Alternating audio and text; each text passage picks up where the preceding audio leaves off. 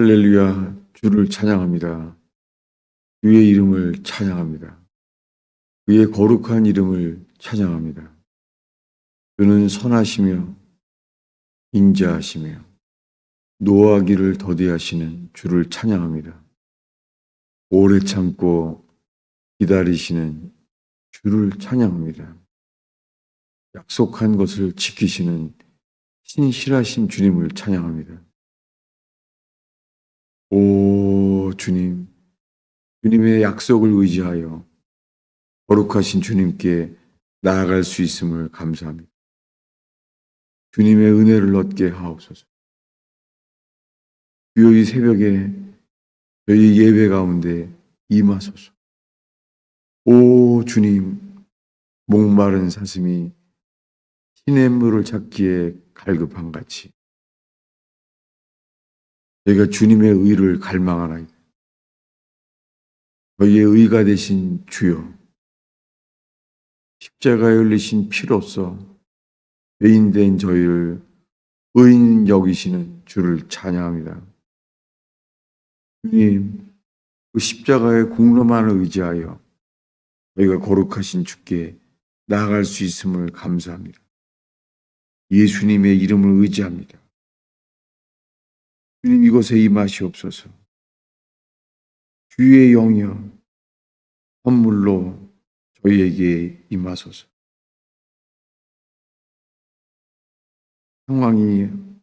세상이 어떠한 풍랑 속에 있을지라도 주님만을 바라보나이다. 주님, 우리들의 상태와 우리의 상황이 어떠할지라도 전심으로 주를 바라나이다.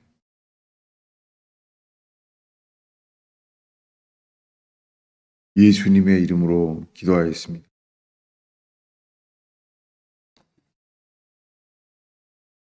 찬송가 419장입니다. 주 날개 밑 419장.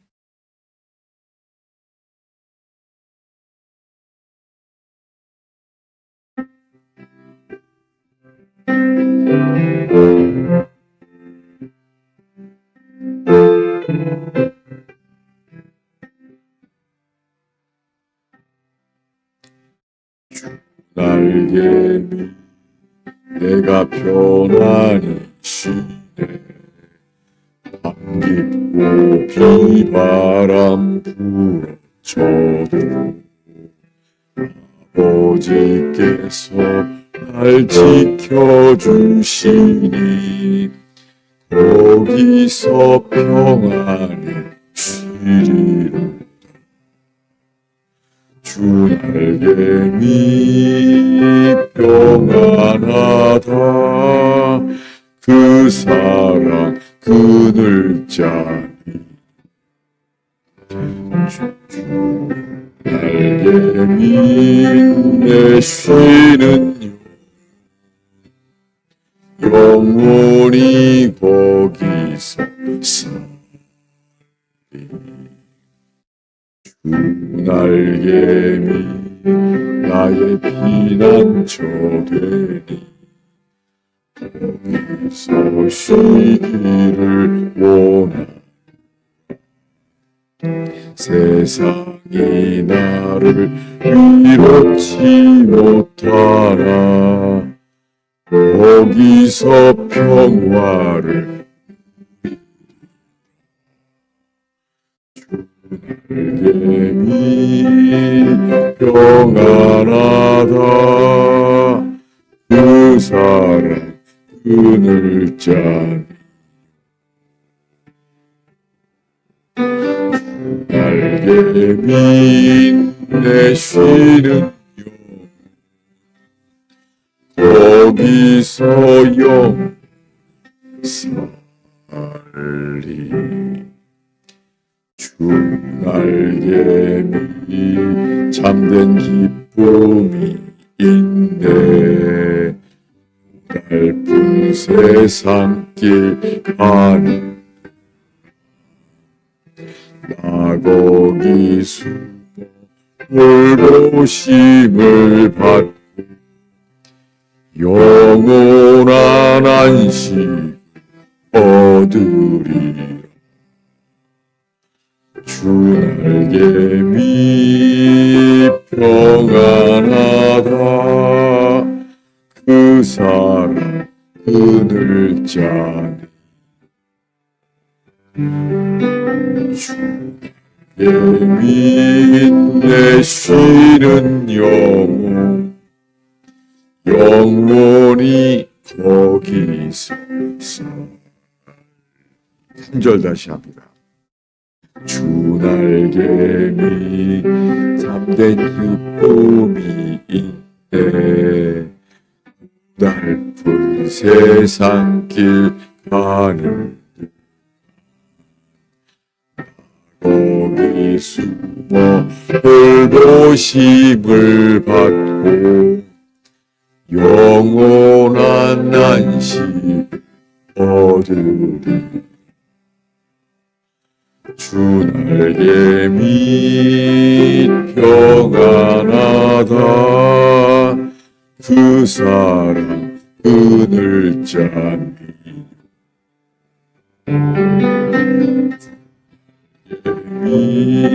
내 쉬는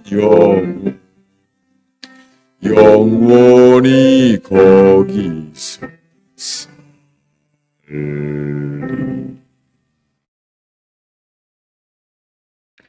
이 시간에 주의 말씀을 펴기 전에 다시 한번 주께 나아갑니다. 기도하겠습니다.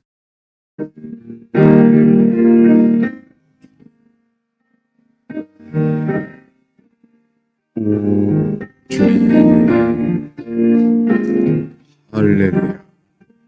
주를 잘. 오 주님, 주의 행하심만을 바라나이다.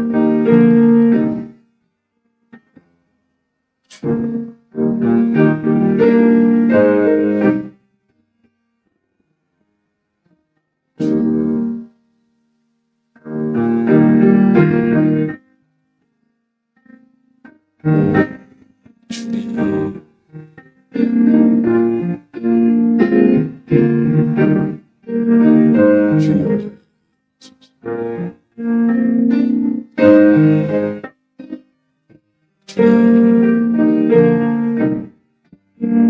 주여.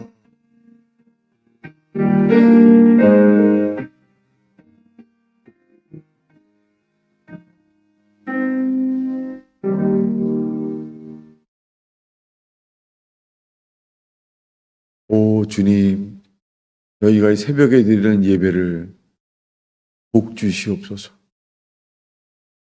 또한 저희가 주님을 송축하나이다.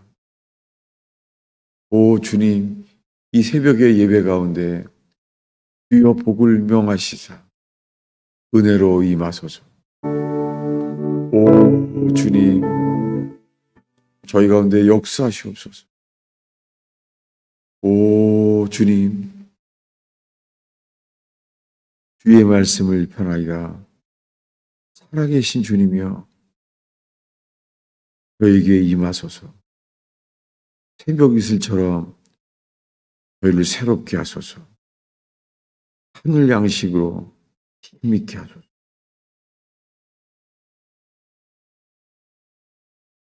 예수님의 이름으로 기도하였습니다.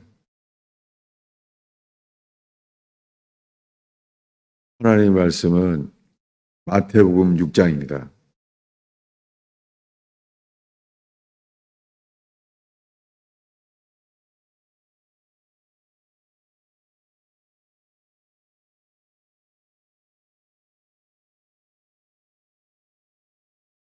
마태복음 6장 12절부터 15절까지 읽겠습니다. 12절부터 함께 읽겠습니다. 우리가 우리에게 죄 지은 자를 사하여 준 것 같이 우리 죄를 사하여 주시고 우리를 시험에 들게 하지 마시고 다만 악에서 구하소서. 나라와 권세와 영광이 아버지께 영원히 있사옵나이다.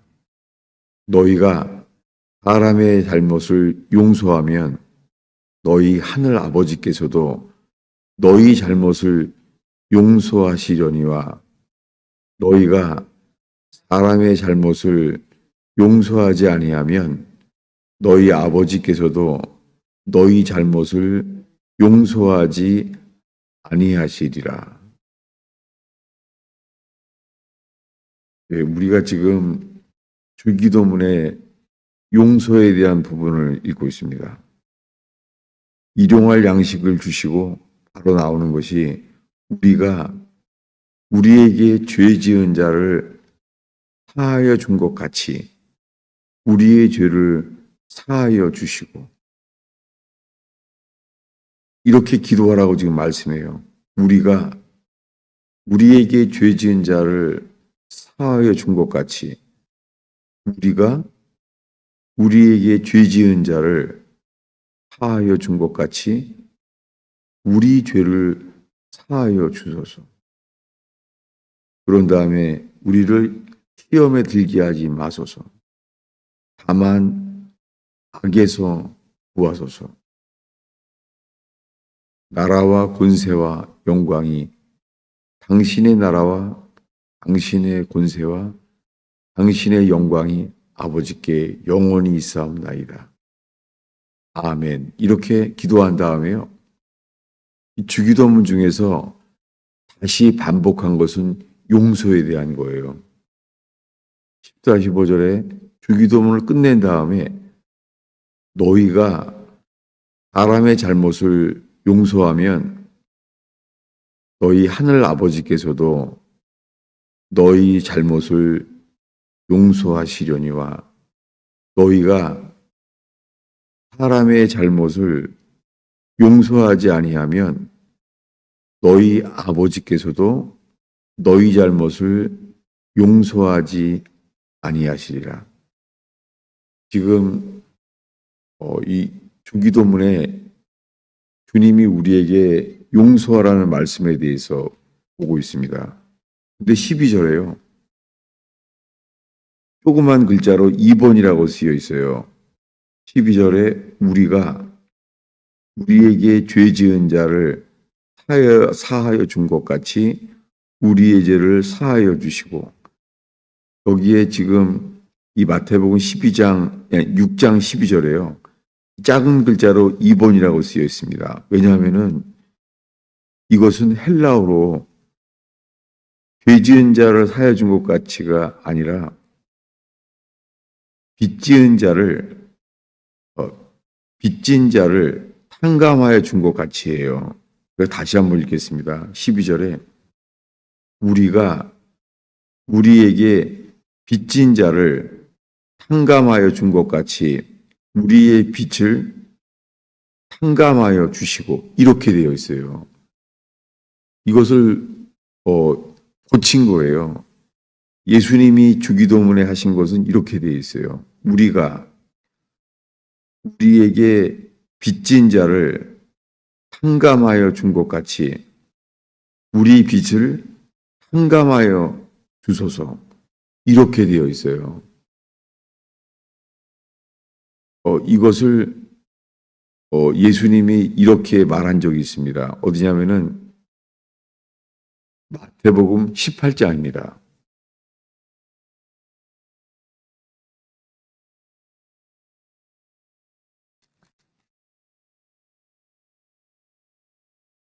마태복음 18장 21절, 22절을 읽습니다.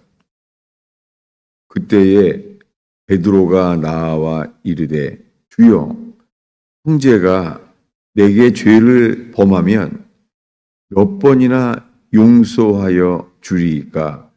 7번까지 하오리까? 예수께서 이르시되 내게 이르노니 7번뿐 아니라 7번을 70번까지라도 할지니라. 베드로가 예수님께 물어본 거예요. 주여, 형제가 내게 죄를 범하면 몇 번이나 용서하여 주리까? 어떤 죄에 대해서인지는 안 말했죠. 7번이나 용서하여 주리까?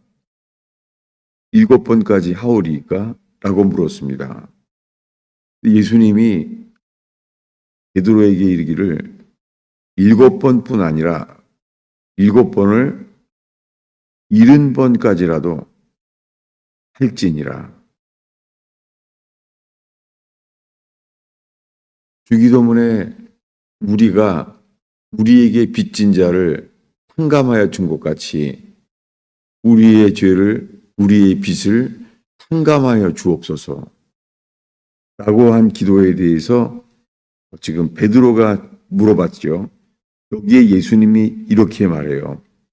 우리 23절을 읽겠습니다.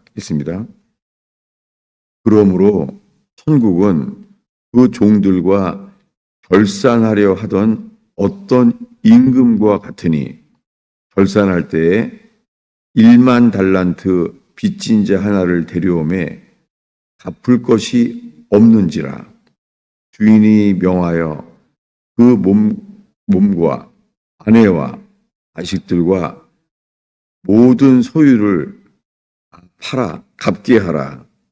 아니 그 종이 엎드려 절하며 이르되 내게 참으소서 다 갚으리이다 하거늘 그 종의 주인이 불쌍히 여겨 놓아 보내며 그 빚을 탕감하여 주었더니 이렇게 한 이야기예요. 아주 유명한 말씀이죠. 베드로가 물어봤어요. 형제가 내게 죄를 범하면 몇 번이나 용서하여 주리까? 7번까지 하면 되겠습니까? 근데 예수님은 이때 놀랍게 충격적인 말을 했죠. 베드로야 너에게 이르노니 7번뿐이 아니라 7번을 70번까지라도 할지니라. 그러면서 베드로 때문에 천국에 대해서 말해요. 그러므로 천국은 그 종들과 결산하려 하던 어떤 임금과 같으니 결산할 때에 1만 달란트 빚진 자 하나를 데려오매. 여러분, 이 이야기가 우리는 어떤 사람으로 보입니까? 우리들은 주님께 죄 용서를 받아야 될 죄인이잖아요. 세상에서 가장 무거운 짐, 죄짐이죠. 예수님은 그래서 복음의 시작이 이래요. 수고하고 무거운 짐진 자들아, 다 내게로 오라. 내가 너희를 쉬게 하리라. 예, 쉰다는 것은 죄짐에서 쉰다는 거예요. 죄짐은 갚아야 돼요. 우리가 이걸 갚을 능력이 없죠. 우리가 이 말씀에 해당되는 게 우리가 주님 앞에 1만 달란트 빚진 자의 처지가 우리잖아요. 우리의 죄를 우리 죄로 인하여 갚을 능력이 없어요. 그랬을 때 이 주인이 말하는 것은 공의였어요. 주인이 이렇게 말해요. 그 몸과 아내와 자식들과 모든 소유를 다 팔아 갚게 하라. 빚을 얼마를 줬다고요? 1만 달란트 빚을 줬다는 거예요. 1만 달란트면요. 솔로몬의 때에 1년 세입근이 666 금달란트잖아요. 근데 지금 1만 달란트 빚을 진 사람이래요. 왜 이 말 하냐면요. 제가 몇 년 전에 제가 이 용서에 대한 설교를 했을 때 용서할 수 없는 상처가 있는 지체들이 교회를 다 떠났어요. 그때 저는 그저 원리만을 말했을 뿐이죠. 그게 참 목사가 그저 성경의 원리만 말한다고 되는 게 아니라는 것을 뼈저리게 느끼고 살고 있어요. 아주 거의 사기당한 거죠. 인생을 몇 년 동안이나 착취를 당했죠. 그래서 아주 용서에 대한 말씀만 있을 때마다 저는 아주 평생 떠오를 사람들이에요. 왜냐하면은 그때 같이 살면서 몇 년 동안이나 착취를 했어요. 속인 거죠. 돈을. 시간도 착취했고 돈도 착취했었죠. 저는 용서해야 된다고 가르쳤지만 받지를 못했고 교회를 떠나면서 저한테 이렇게 말했어요. 저보러 그러면 내가 용서가 안 되는데 우리가 용서하지 않으면 성경에 지금 우리도 용서받을 수 없다라고 말했습니다. 그랬더니 이것을 받지 않는 사람들이 다 저보러 행위구원이라는 거예요. 행위구원. 우리가 용서라는 행동을 해야지만 구원받는다고 저보러 구원관이 틀리다고 하고 떠났죠. 그 이후에 지금까지 용서에 대한 설교를 하는 게 얼마나 어렵고 아픈지 몰라요. 이걸 보면서 제일 먼저 저 자신이 저는 1만 달란트 빚진 자가 저 자신이죠. 우리 모두가 전적 타락. 우리 속에서는요, 전적 타락이라고 깨닫는 것은 갚을 수 없는 거죠. 근데 모르겠습니다. 왜냐하면은 저희 교회를 개척했을 때 한 기자의 기독교 신문 기자였던 형제가 교회에서 저한테 1,000불인가를 빌려달라고 말했었던 기억이 나요. 근데 1,000불을 빌려줬는데 지금까지 이렇게 봐도 안 갚더라고요. 말도 안 하고. 그냥 그러고 끝난 거예요. 그리고 모임할 때마다 이 기자들을 만나게 되니까 1,000불을 미안하다는 말도 안 하고 모른 체 하는 거죠, 그냥. 그러니 제 속에서도 떠오르죠. 아니, 1,000불을 못 받아도 이것이 떠오르는데 그 교회를 떠난 그 지체들은 몇 년 동안이나 착취를 당하고 속임을 받아서 교회를 떠났으니 얼마나 힘들겠어요.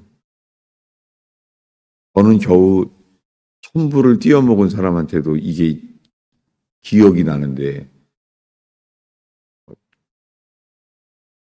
용서하고 용서받는 관계가 잘 안 되더라고요. 사람들이 천국 가면은 다 만날 수 있을까? 천국 가서면 서로 어색하지 않을까? 천국에서는 자동적으로 천국이라고 하면 자동적으로 해결이 되나? 너무 궁금해요. 죽으면은 자동적으로 그냥 해결이 될까? 아주 궁금해요. 그러면서 주님께서 성령에 대한 말씀에 집중하고 있다가 지금 주님이 용서에 대한 말씀으로 오게 했어요. 용서는 탕감해 주는 거예요. 지금 1만 달란트를 용서를 해줬어요. 다 갚으라고 했더니 1만 달란트를 갚아야 될 사람이 1만 달란트를 말하자면은 1억을 빚을 졌는데 1억을 한 푼도 못 갚는 거예요. 그런 주인 입장에선 이해가 되죠. 주인 입장에서 이렇게 말해요. 25절을 읽겠습니다. 갚을 것이 없는지라 주인이 명하여 그 몸과 아내와 자식들과 모든 소유를 갚아라 갚게 하라. 이해가 되죠. 말하자면은 집값 정도예요. 집이요. 5억을 빚을 줬는데 한 푼도 못 갚는 거예요. 그러니 주인 입장에선 이해가 되죠. 근데 그는 하여간 못 갚게 됐어요. 몇 억을 빌려줬는데 한 푼도 못 갚는 거예요. 그때 이렇게 말해요. 26절을 읽겠습니다. 그 종이 엎드려 절하며 이르되 내게 참으소서 다 갚으리이다 하거늘. 말도 못하죠. 거짓말이죠, 이거. 못하죠. 내게 참으소서 다 갚으리이다. 1만 달란트를 빚을 줬더니 한 푼도 못 갚는 사람이 갚겠다는 거예요. 이 처지를 보고 주님의 마음은 이래요. 27절을 읽겠습니다. 그 종의 주인이 불쌍히 여겨 놓아 보내며 그 빚을 탕감하여 주었더니 얼마요? 빚을 얼마를 탕감해 줬다고요? 1만 달란트를 탕감해 줬다는 거예요. 예수님은 우리의 죄의 빚을 탕감하시기 위해서 예수님은 자기의 피 공로를, 피값을 갚으셨어요. 그런데 1만 달란트를 용서해 줬더니 그가 다른 사람에 대해서는 이렇게 했어요. 28절을 읽겠습니다. 그 종이 나가서 자기에게 100데나리온을 빚진 동료 한 사람을 만나 붙들어 목을 잡고 이르되 빚을 갚으라 하매 그 동료가 엎드려 간구하여 이르되 나에게 참아 주소서 갚으리이다 하되 허락하지 아니하고 이에 가서 그가 빚을 갚도록 옥에 가두거늘 그 동료들이 그것을 보고 몹시 딱하게 여겨 주인에게 가서 그 일을 다 알리니 이에 주인이 그를 불러다가 말하되 악한 종아 내가 빌기에 내가 네 빚을 전부 탕감하여 주었거늘 내가 너를 불쌍히 여김과 같이 너도 네 동료를 불쌍히 여김이 마땅하지 아니하냐 하고 주인이 노하여 그 빚을 다 갚도록 그를 옥졸들에게 넘기니라. 이렇게 말한 다음에요. 주기도문과 같이 똑같은 말을 해요. 우리 36절을 읽겠습니다. 너희가 각각 마음으로부터 형제를 용서하지 아니하면 나의 하늘 아버지께서도 너희에게 이와 같이 하시리라. 여러분, 저는 그저 오늘 이 성경 말씀에 예수님이 하신 용서에 대한 말씀을 읽었습니다. 우리 자신들을 살펴보면서 우리가 가족 간에서도요, 용서하기 어려운 관계들이 있잖아요. 하물며 가족만이 아니라 교인들 속에서도 용서하기 어려운 게 있죠. 고린도서에 보면은 믿는 사람들인데도 불구하고 세상 재판에 호송을 했다는 말이 나오잖아요. 주님은 그래요.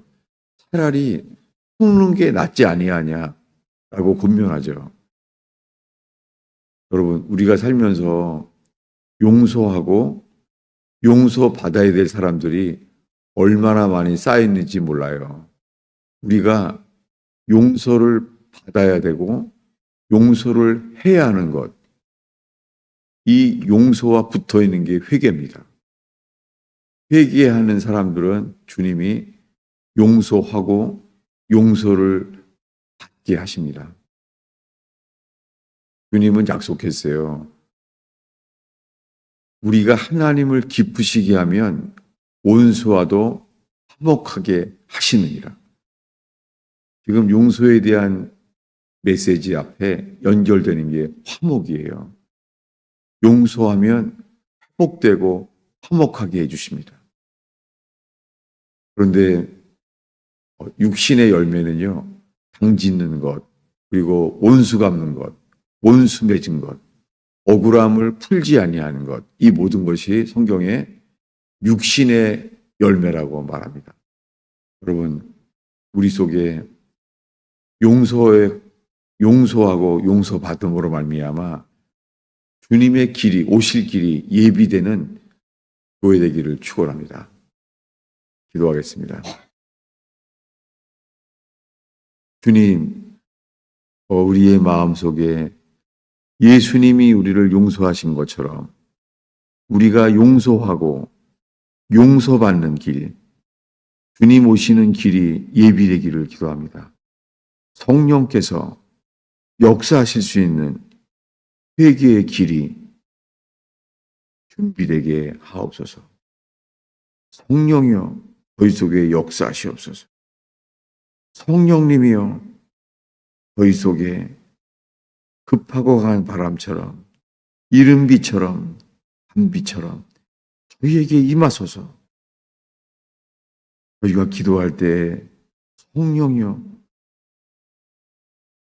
깨닫게 하시고 적용되게 하시게 주여 빛을 비추어 주시옵소서. 주님의 얼굴 빛을 비추어 주옵소서. 저희의 기도를 이끌어 주소서.